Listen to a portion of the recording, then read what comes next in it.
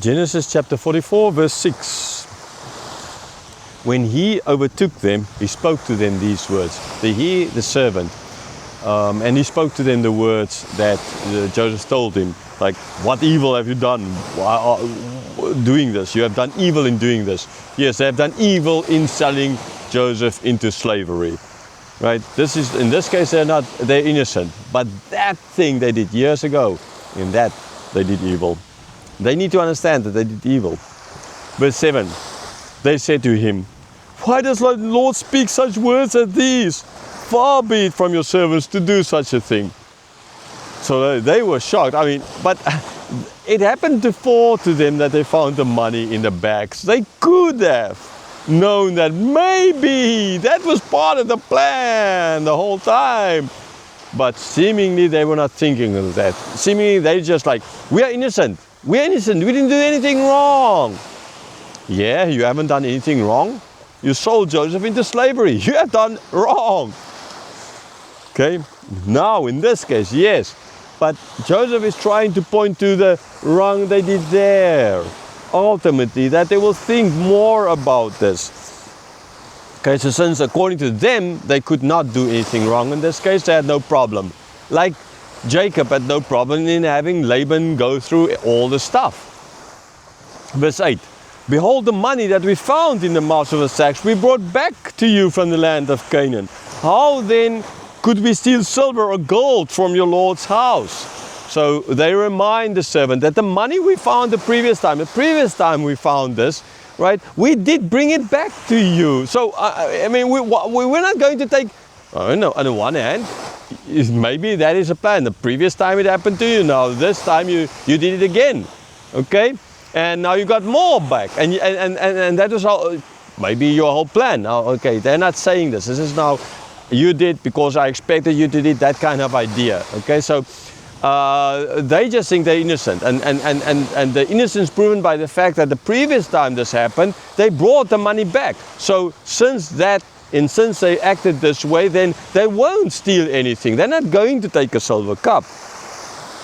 No silver or gold. Gold was never mentioned, okay? It is a silver cup that was mentioned. But silver or gold, we would not take any of that. Verse 9. Whichever of your servants is found with it shall die, and we also will be my Lord's servants. So there, like Jacob before told Laban, with whom you find that household gods, that person will die, can die. I mean, that's just that. In this case as well, okay? With whom you find, he dies, and the rest of us will be your servants. Because they were so sure that they would not, they didn't do this, that none of them would do this. Right, years before they sold Joseph into slavery. So now they changed, right? They did change. Verse 10, he said, let it be as you say. He who is found with it shall be my servant, and the rest of you shall be innocent. So they have no problem with the gold, the money that was, in the bags ultimately. The problem was the golden cup, the silver cup. Why? Because the silver cup is what he drinks from and what he used for divination. He is, like I said earlier, his most important tool, or one of his most important tools in fulfilling his duty. So the servant says, no, it's fine, that one that has a cup, he will become a slave.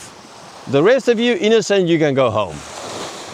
Okay, so while they were saying, the one who you find the cup with, let him die, the rest of us will be slaves, the servant is saying, no need for such, to go to such lengths. It's fine, the one that's the cup, he'll be a slave, servant, and the rest, you are innocent, you can get home, you can go home. Verse 11, then each man quickly lowered his sack to the ground, and each man opened his sack. So they all quickly, right? So it shows that they were sure that they're innocent. So quickly they did this. Not because they were like wearing, but because they were so sure about their innocence, of all of their innocence. Okay, so they opened up the sack. Verse 12, and he searched, beginning with the eldest and ending with the youngest. And the cup was found in Benjamin's sack. So again, like the Laban Jacob story and Rachel before, he went through, started with Leah. Here they start with the eldest boy, and they go through all of them, right? That connection between the stories. But that time they did not find the household gods. And this time they did find in Rachel's youngest boy's bag, found the cup. Verse 13. Then they tore their clothes, and every man loaded his donkey, and they returned to the city. So there's a big difference now. Now they know, okay, Benjamin, according to what the servant said, only Benjamin will go back. Only Benjamin will be a slave. The rest of them are free, like it happened years before with Joseph. Now, what are they going to do? Are they going to, oh yeah, we are free, we can go home. Benjamin will stay like they were with Joseph. No, this time total different reaction. They tore their clothes. A sign of their, well, maybe a repentance, but the fact that this is a very bad thing happening. That's a sign of, like when someone died. It's like someone died. They tore their clothes. When Joseph, no, they went back and they were having a meal, like in the previous chapter. They were having fun, enjoying the food, while Joseph was being led away as in the pit, that is. And so, after that, what they did is, instead of going back to their father and say, hey, well, no, by coming up with a story again, they said, no, they turned. They got in their donkeys, they got in their cars, and they returned to the city.